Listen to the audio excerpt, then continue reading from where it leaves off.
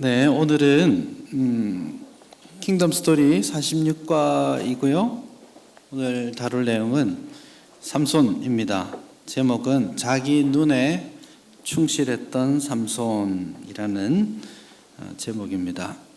사사 이야기가 이제 막바지에 접어들었습니다.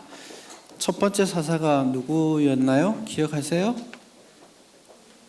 옴니엘. 네, 옴니엘. 3장 7절부터 11절까지 가장 짧게 기록되어 있었지만 가장 완전하게 묘사하고 있는 완전 모델이라고 말씀을 드렸죠. 실제로 13, 14, 15, 16장 4장에 걸쳐서 삼손 이야기를 하고 있는데 삼손 이야기는 가장 불완전한 이야기입니다. 그래서 새로운 사사 이야기가 시작되었으니까 우리 하던 거 있죠? 패턴을 한번 짚어보자고요. 13장을 한번 보시겠습니다. 13장 1절. 자, 한번 패턴이 어떤 거였습니까? 사사 시대의 전형적인 패턴. 처음에 이스라엘 백성들이 하나님께 악을 행하였고, 그래서 혼나고, 그러니까 부르짖었고, 그러니까 구원자를 보내주셨고, 그래서 구원해 주시고 얼마 동안 태평하게 하셨다. 그게 계속 사이클처럼 돈다고 했잖아요. 그 사이클이 나옵니다. 13장 1절. 자, 13장 1절을 보시면 이렇게 나옵니다. 이스라엘 자손이 다시, 또 나왔죠? 다시 여호와의 목전에 악을 행하였으므로, 패턴 1번 나왔어요. 그 다음 여호와께서 그들을 40년 동안 블레셋 사람의 손에 넘겨주시니라. 40년 동안 고통받았다 이거죠. 그 다음은 뭐예요? 그래서 너무 힘들어서 이스라엘이 여호와께 부르짖었더라 이렇게 나와야 되는데 소라 땅에 이렇게 나오죠. 뭐가 없어진 거예요? 부르짖음이 없어졌어요. 굉장히 중요한 한 주제가 홀라당 사라져 버렸습니다. 갑자기 13장 2절서부터 길게 13장 14장에 걸쳐서 삼손이 태어나게 되는 배경, 삼손이 어른이 돼서 어떻게 하고 있는 이야기들, 이런 내용들이 나옵니다. 그런데 남겨져 있는 질문이 있어요. 이스라엘 백성들이 부르짖기는 하고 있는가? 이런 질문이 생기고 있죠. 고통 가운데 하나님 도와주세요 라고 부르짖을 준비가 되어 있지 않습니다. 15장 9절부터 한번 보십시다. 15장 9절과 11절 사이를 한번 보시면요, 이상한 내용이 나옵니다. 블레셋 사람들이 삼손이랑 이렇게 하는데 삼손을 이기지를 못해요. 그래서 블레셋 사람들이 유다 사람들을 찾아와서 혼을 냅니다. 그러니까 유다 사람들이 왜 우리한테 와서 이렇게 괴롭히냐 이렇게 하니까 야, 삼손 때문이야 라고 블레셋이 이야기합니다. 그러니까 11절 보세요. 유다 사람 3,000명이 에단 바위틈에 내려가서 삼손에게 갑니다. 유다 3,000명이나 모아가지고 그 정성이면 한판 블레셋이랑 맞짱을 떠도 되겠는데 블레셋이 아니라 삼손에게 가서 이렇게 말합니다. 야, 너 지금 블레셋이 우리를 다스리고 있는 줄 모르니? 왜, 경상도 말로 왜 깝치고 있냐? 그런 이야기를 지금 합니다. 어찌하여 너가 이렇게 행하여서 우리를 힘들게 하니? 좀 가만히 있어라. 이렇게 말하고 있죠. 그러니까 부르짖을 생각을 하지 않고 있어요. 40년 동안 고난이 있고 어려움이 있지만 이스라엘 백성들은 하나님 앞에 나아가야 되겠다라는 생각 자체를 하지 않고 있는 겁니다. 굉장히 심각한 영적인 상황에 빠져 있다라는 것을 알 수 있습니다. 부르짖지 않아요. 그런데 하나님이 삼손을 세워주셨습니다. 근데 이 삼손이 구원자로서 역할을 할 수 있을까요? 그렇지 않다라는 게 오늘 13장부터 16장까지의 이야기입니다. 15장 마지막에 가면 이런 말이 나옵니다. 20절. 블레셋 사람의 때에 삼손이 이스라엘 사사로 20년 동안 있었다. 와우, 20년을 통치했죠. 똑같은 내용이 16장 마지막에 다시 나옵니다. 16장 31절을 보세요. 마지막 절을 보시면 삼손이 죽었어요. 그리고 마지막에 보면 삼손이 이스라엘 사사로 20년 동안 지냈더라. 그렇게 돼 있죠.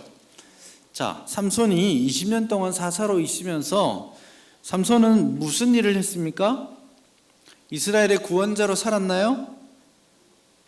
이스라엘이 구원받기는 했습니까? 이스라엘이 태평을 누리기는 했습니까? 아니에요. 삼손은 블레셋의 통치 아래서 사사 노릇하고 지내다가 블레셋의 통치 아래에서 죽어갔습니다. 그러니까 완전 사사, 구원자로서 나타났던 초창기의 사사에 비하면 삼손의 모습은 도대체 이스라엘에게 무슨 일이 일어났지?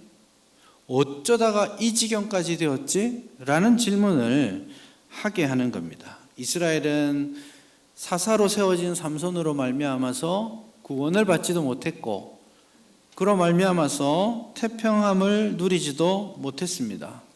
결과적으로 우리가 다음 주에 보겠지만 18장에 가서 보시면 삼손이 속한 단 지파는 결국 이 땅에서 쫓겨납니다.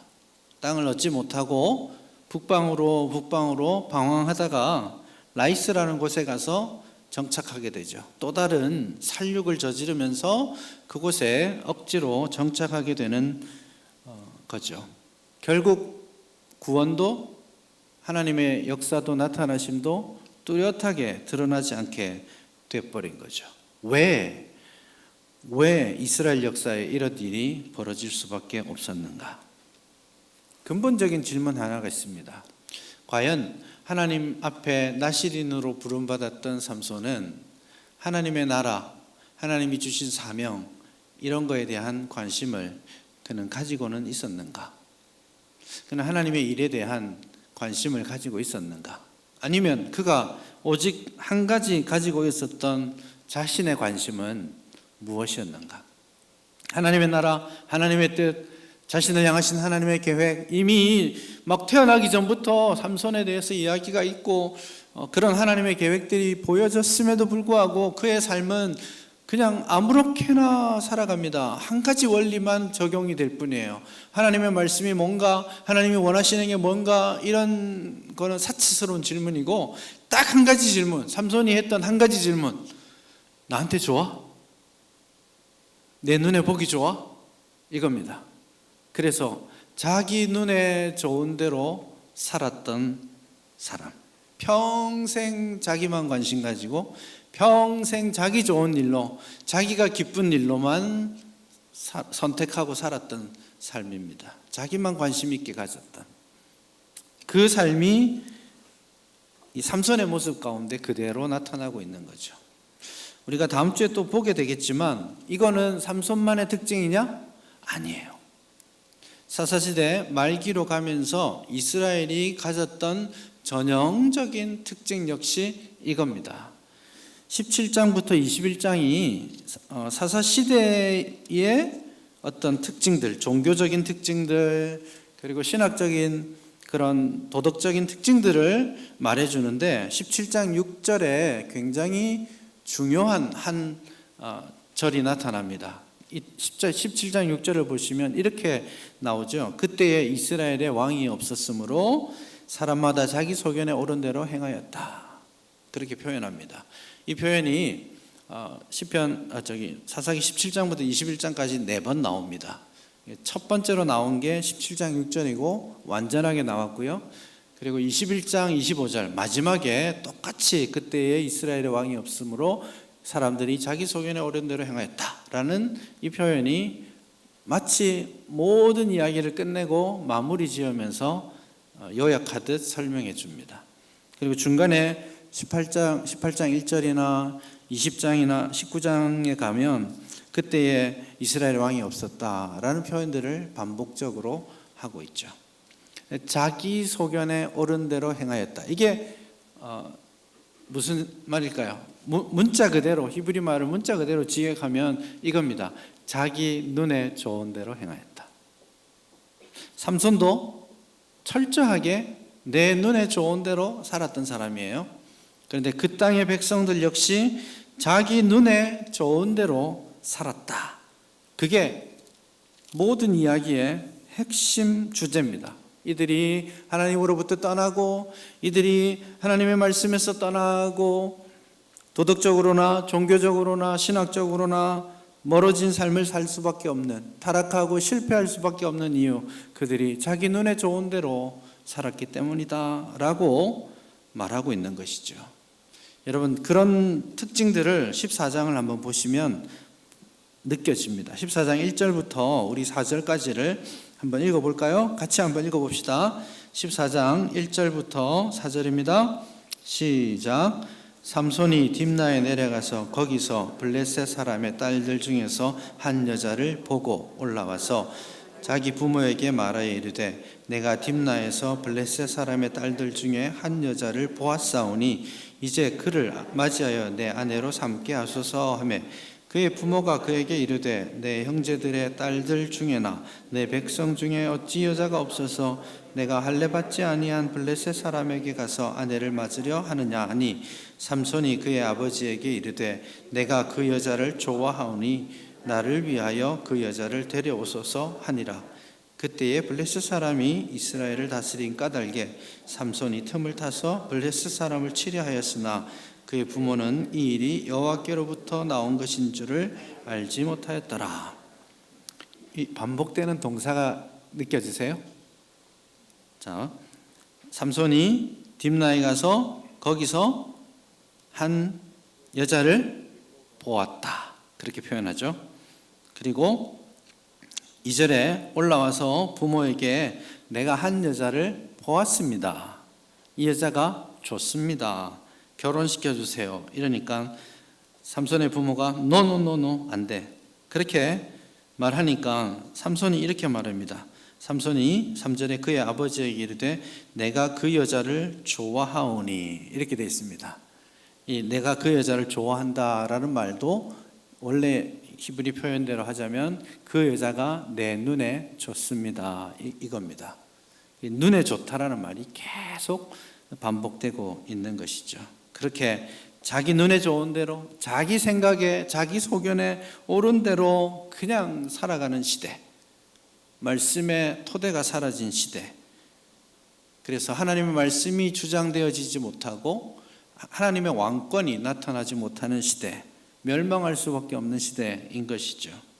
그래서 삼손의 삶이나 그 당시 백성들의 삶이나 다 자기 소견에 옳은 대로 살아가는 시대, 이게 사사시대를 어둡게 만들었던 것이죠. 오늘 이 시대는 어떨까요? 21세기를 살아갑니다. 이 시대 역시 굉장히 개인적인, 개인주의화 되어 가고 있고요. 또 자기의 행복, 자기의 만족을 굉장히 중요하게 추구하는 시대입니다. 뭐 이상한 말도 있어요. 뭐 소확행 이런 말도 있잖아요. 굉장히 불행한 말입니다. 소소하지만 확실한 행복, 작지만 큰 행복을 꿈꿀 수 없는 시대가 된 거예요.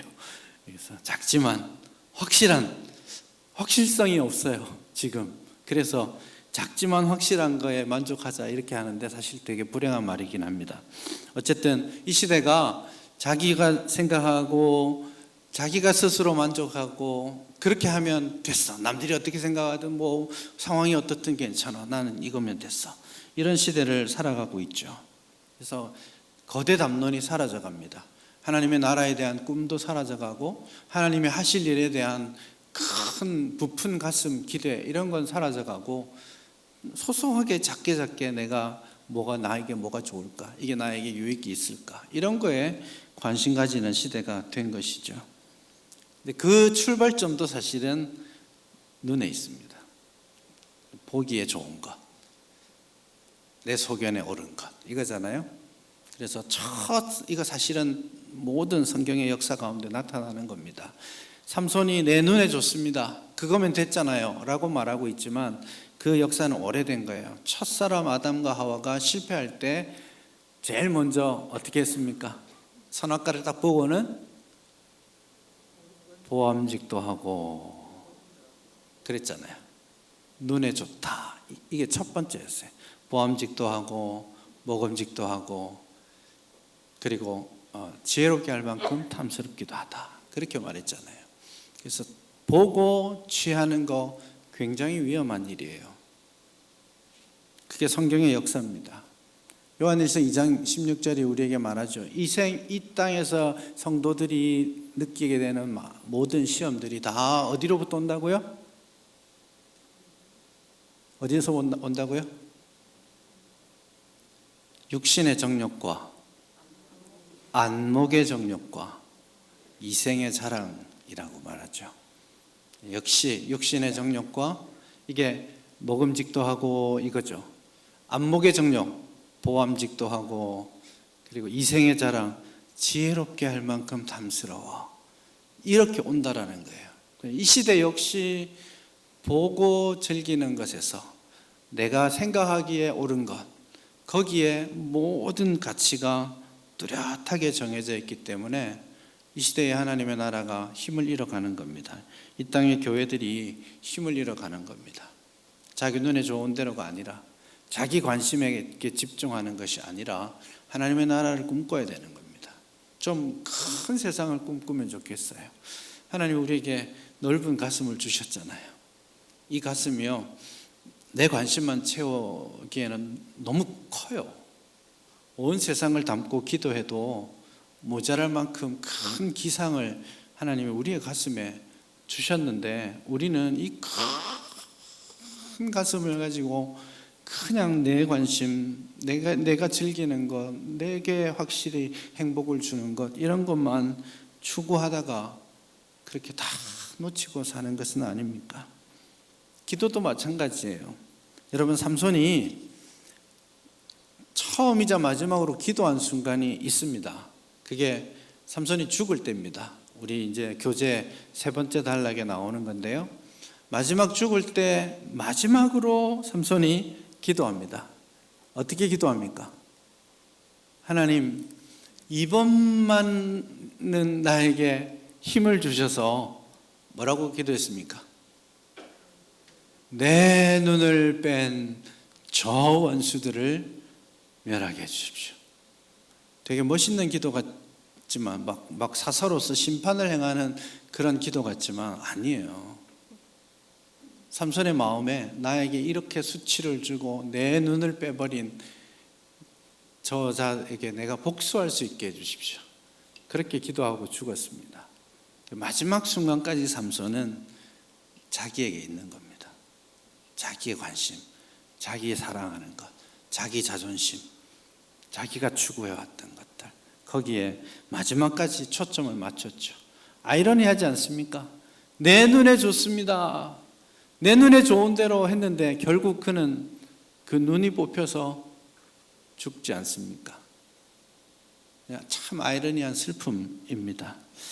여러분, 우리의 관심을 좀 크게 넓히고 우리의 기도의 지경도 좀 나를 떠나서 우리 이웃과 세상을 향한 관심으로 좀 더 많이 채워갔으면 좋겠습니다. 우리에겐 변하지 않는 영원한 규범이 있습니다. 하나님의 말씀이 있잖아요. 내 눈에 좋은 대로 행하는 게 맞습니까? 언제나 하나님의 말씀은 내 발에 등이요 내 길에 비치잖아요. 그 말씀을 쫓아서 그 말씀이 가라는 곳으로 가고 멈추라는 곳에서 멈추는 것이 정말 이 땅 가운데 우리가 승리하는 비결인 것이죠.